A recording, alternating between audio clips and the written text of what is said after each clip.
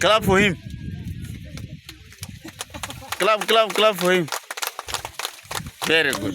These are our pupils.